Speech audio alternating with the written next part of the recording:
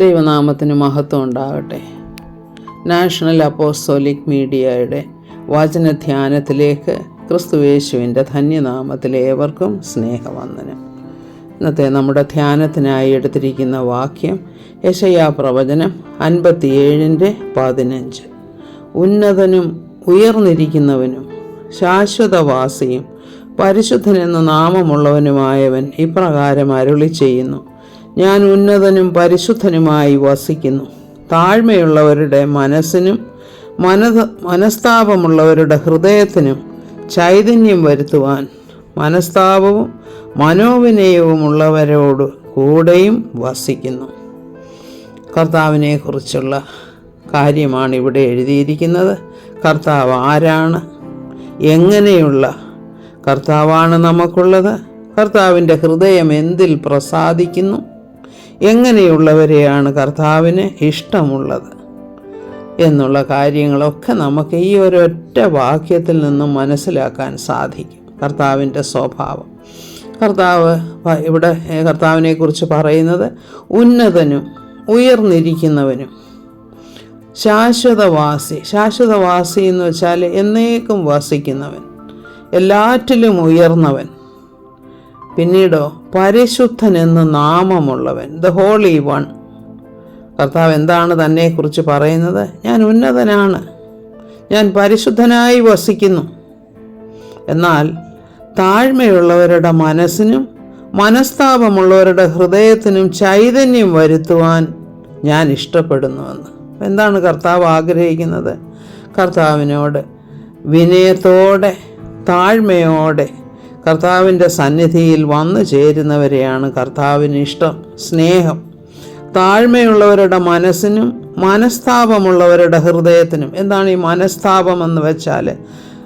കാരണം മനസ്താപം ഉണ്ടാകുന്നത് തെറ്റ് ചെയ്തു എന്ന് മനസ്സിലാക്കുമ്പോഴാണ്. അപ്പോൾ തെറ്റ് ചെയ്തു എന്ന് മനസ്സിലാക്കുമ്പോൾ ആ തെറ്റിനെ സ്വയം ന്യായീകരിക്കാൻ ശ്രമിക്കാതെ, ഞാൻ ഇന്നതുകൊണ്ടാണ് അത് ചെയ്തത്, ഈ സാഹചര്യമായിരുന്നു, അല്ലെങ്കിൽ അയാൾ എന്നോട് ഇങ്ങനെ ചെയ്തു, ഇങ്ങനെയൊക്കെ പറഞ്ഞ് സ്വയം ന്യായീകരിക്കാൻ ശ്രമിക്കാതെ താഴ്മയോടുകൂടെ അനുതാപത്തോടുകൂടെ ഞാൻ തെറ്റു ചെയ്തു പോയി കർത്താവേ, എന്നോട് ക്ഷമിക്കണമേ എന്ന് പറയാൻ മനസ്സുള്ള ഒരു വ്യക്തിയാണ് മനസ്താപമുള്ളവർ.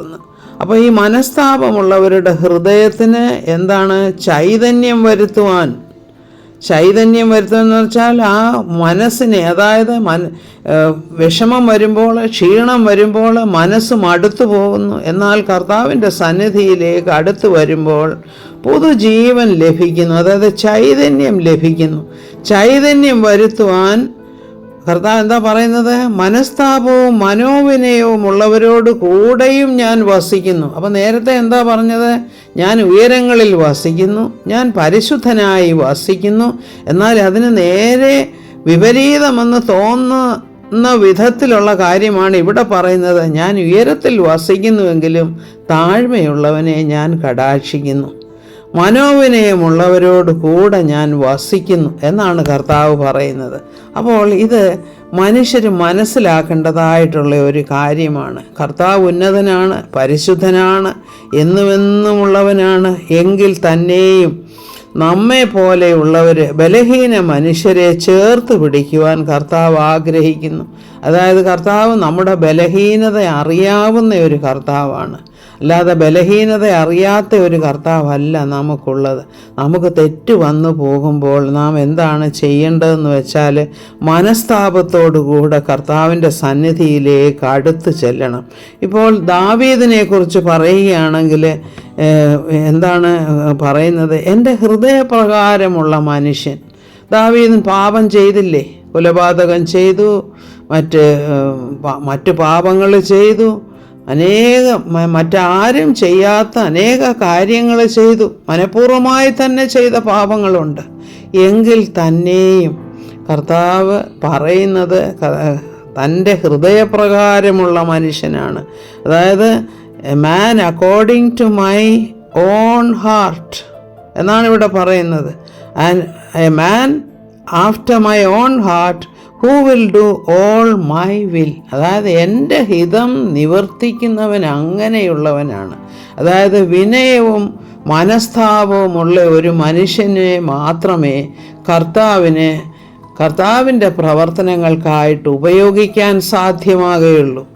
കർത്താവിൻ്റെ കയ്യിൽ ഇണങ്ങിയ ഉപകരണമായി തീരണമെങ്കിൽ നാം നമ്മെ തന്നെ കർത്താവിൻ്റെ സന്നിധിയിൽ ഏൽപ്പിച്ചു കൊടുക്കണം. നമ്മുടെ ബലഹീനതകളെ മനസ്സിലാക്കാൻ കഴിയുന്ന, നമ്മോട് സ്നേഹമുള്ള ഒരു കർത്താവാണ് നമുക്കുള്ളത്. അതുകൊണ്ട് തെറ്റ് ചെയ്തു പോയെങ്കിൽ തന്നെയും തിരികെ മടങ്ങി വരിക. തിരികെ വരിക എന്നുള്ള ആഹ്വാനമാണ് എപ്പോഴും യിരെമ്യാ പ്രവാചകൻ്റെ പുസ്തകത്തിലുമുണ്ടാകുന്ന വിശ്വാസത്യാഗിയെ, നീ തിരിച്ചു വരിക, ഞാൻ നിന്നെ സ്വീകരിക്കാൻ തയ്യാറായി നിൽക്കുന്നു. നമ്മോട് ഓരോരുത്തരോടും കർത്താവ് പറയുന്ന ഒരു കാര്യമാണ്, തെറ്റ് ചെയ്തു പോയോ, തിരികെ വാ, ഞാൻ നിനക്ക് വേണ്ടിയാണ് ക്രൂശിൽ യാഗമായി തീർന്നത്. ഞാൻ എൻ്റെ ജീവനെ നിങ്ങളുടെ പാപത്തെ ഏറ്റെടുത്തുകൊണ്ടാണ് മരിച്ചതെങ്കിൽ, എൻ്റെ ജീവനെ തന്നതെങ്കിൽ നിങ്ങളെ സ്വീകരിക്കാൻ ഞാൻ എപ്പോഴും തയ്യാറാണ്. മടങ്ങി വരിക, വിനയത്തോടെ മനസ്താപത്തോടെ തെറ്റ് ചെയ്തു എന്ന് സമ്മതിക്കുക മാത്രം ചെയ്യുക എന്നാണ് കർത്താവ് ആഗ്രഹിക്കുന്നത്. അത് കർത്താവിൻ്റെ സന്നിധിയിൽ മനസ്താപത്തോടെ അടുത്ത് വരുന്ന ഒരു വ്യക്തിയെയും കർത്താവ് തള്ളിക്കളയുകയില്ല. ദൈവനാമത്തിന് മഹത്വം ഉണ്ടാകട്ടെ. Praise the Lord. ആമേൻ.